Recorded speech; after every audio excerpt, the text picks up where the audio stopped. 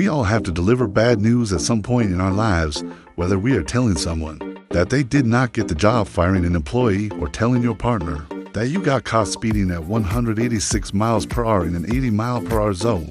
Okay, maybe don't tell them that last one, but you get the point. In today's video, we are going to look at how to better deliver bad news based on the advice from Harvard Business Review. The first step is to be direct and clear. Instead of trying to sugarcoat the news or beat around the bush, just come out and say it. Yes, this approach can be difficult, especially if you have a close relationship with the person you're delivering the news to, but beating around the bush will only make things worse. People will appreciate your honesty and respect you more for being straightforward with them. For example, instead of saying something like, "Well, I have some news and it's kind of a bummer, but it's about the position you applied for," just say what you need to say and get it over with. You could say something like, "I'm sorry to tell you this, but you were not selected for the position." By being honest and open, you'll be able to move on from this conversation much sooner than if you had tried to sugarcoat the situation. The second way to better deliver bad news is to give the reasons why you had to deliver the bad news in the first place. People want to know why things are happening. They want to understand the reasoning behind your decision. And if you can provide them with a logical explanation, they will be more likely to accept your news and move on. Of course, there are some situations where you may not be able to share all of the details with the person. Maybe you're not allowed to disclose certain information due to legal reasons or company policy. Or maybe it's none of their business and sharing the information would only make things worse. But in most cases, people will appreciate you explaining the situation to them as best as you can. So let's go back to that example of telling someone that they did not get the job. Instead of just telling them that they were not selected, take a moment to explain why. For example, you could say something like, "You were not selected because there was another candidate who had more experience in the field that we needed for this particular role." By providing this information, you are helping the person to understand why they didn't get the job and what they can do to improve their chances next time. 3. Show empathy.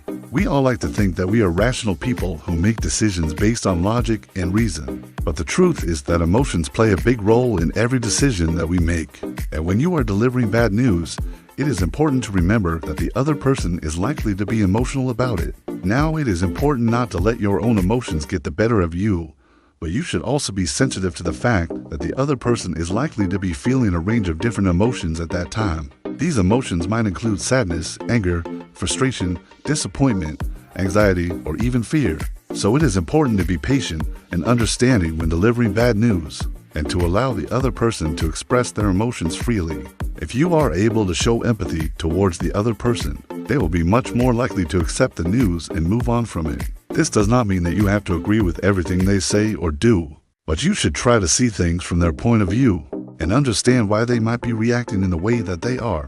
Now, let's look at another example, telling an employee that they have been fired. This is obviously bad news and the employee is likely to be emotional about it. So it is important to show empathy and understanding during this conversation. You could start by thanking the employee for their hard work and contributions to the company. Then you would explain the reasons for firing them. Be honest and direct, but also sensitive to their feelings.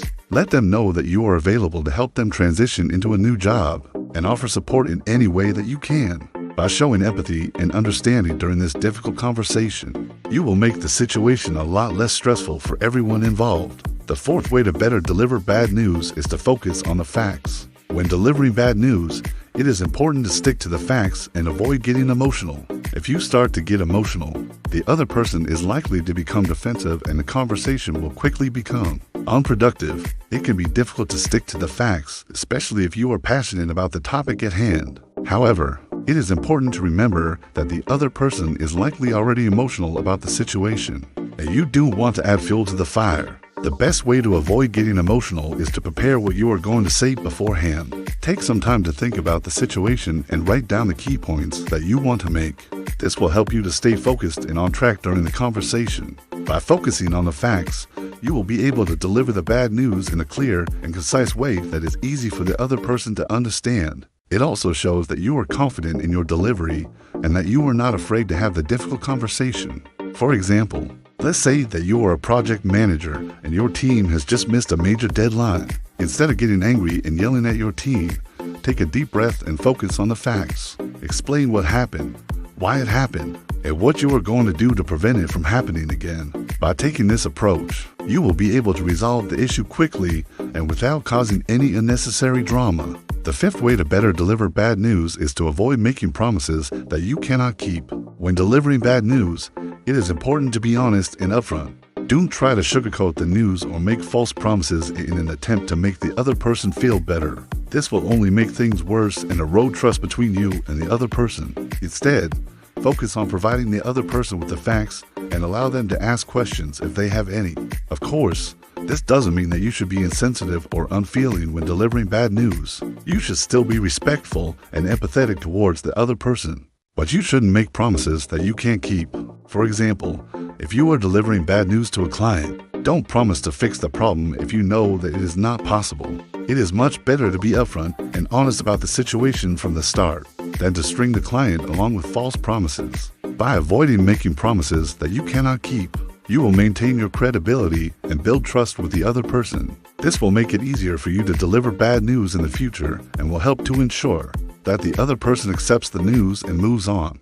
We all have to deliver bad news at some point in our lives. By following these 5 tips, you will be able to do so in a way that is respectful, considerate, and clear. Remember to be direct and clear, give reasons, show empathy, focus on the facts, and avoid making promises that you cannot keep. Delivering bad news does not have to be difficult. With a little practice, you will be able to do so in a way that is comfortable for both you and the other person. What are some other ways to deliver bad news? Share your thoughts in the comments below. And if you found this video helpful, don't forget to like and subscribe. Thanks for watching.